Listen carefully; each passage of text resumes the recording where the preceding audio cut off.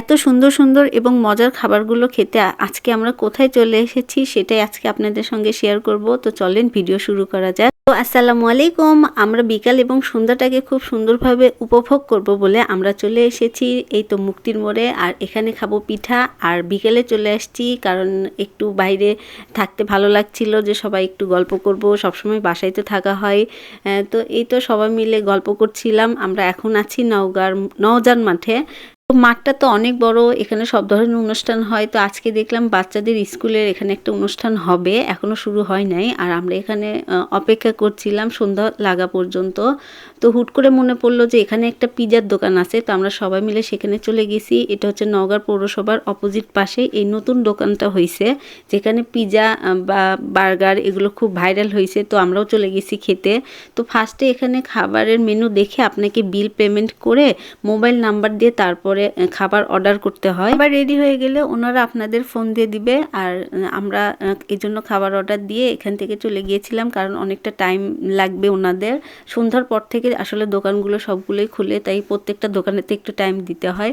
আমরা কালাই রুটির এদিকে চলে আসছি, তো এখানেও অর্ডার দিয়ে দিছি। শীতের সময়ে পিঠার দোকানগুলোতে এমনিতেই অনেক ভিড় থাকে, তো খাবার তো আগে অর্ডার দিতে হয়। তো এইদিকে আমার বোন চলে গেছে এই তো ডিমের এই পিঠাটা কিনতে। পিঠাগুলো দেখতে খুব ভালো লাগছিল, সে নিয়ে চলে আসছে। আর এদিকে দেখলাম চাচিও কুশলি পিঠা নিয়ে চলে আসছে ঝালের। তো খেয়ে দেখছিলাম কেমন, সবাই নিচ্ছিল, আমিও খেয়ে দেখলাম। তো মাশাআল্লাহ খাবার অনেক ভালো ছিল, খুবই মজার ছিল খাবারগুলো। এদিকে কালাই রুটি হইতে অনেকটা সময় লাগতেছিল, আর সিরিয়াল অনেক ছিল। তো সবাইকে দিতে দিতে আমরা সবার শেষে পড়ে গেছি, আর বসার জন্য জায়গা পেয়ে গেছিলাম, তাই সবাই মিলে বসে পড়ছি। আর আগুন পানির কাছতে একটু দেরি হয়। কালাই রুটি আসলে এই ঝাল মশলা দিয়ে খেতে মাশাআল্লাহ অনেক ভালো লাগতেছিল। তো যাই হোক সবাই জনে জনে আমরা পরে পেয়ে গেছিলাম। তো কালাই রুটি খাওয়া শেষ করার পর আমরা আবার মাঠে চলে গেলাম। মাঠে গিয়ে দেখলাম যে বাচ্চাদের অনুষ্ঠান প্রায় শুরুই হয়ে গেছে, তো আমরা উপভোগ করলাম একটু।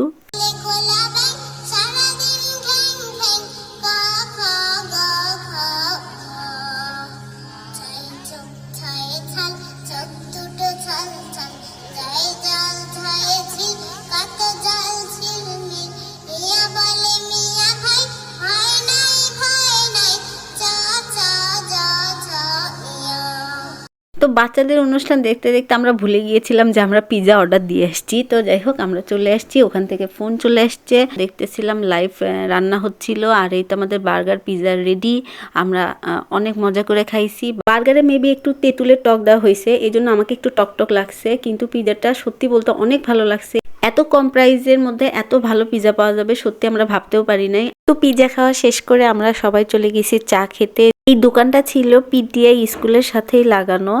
তো আমরা তো সবাই বসে পড়ছি, একবারে বসে গল্প শুরু করে দিছি, চা খাওয়াটাই শুধু বাকি ছিল। এই তো খুপরির চা দুইটা না হয়েছে, আর আমরা নর্মাল চা নিয়েছিলাম। তো দিয়াবুড়ি খাচ্ছিল খুপরির চা আর নুহার বাবা।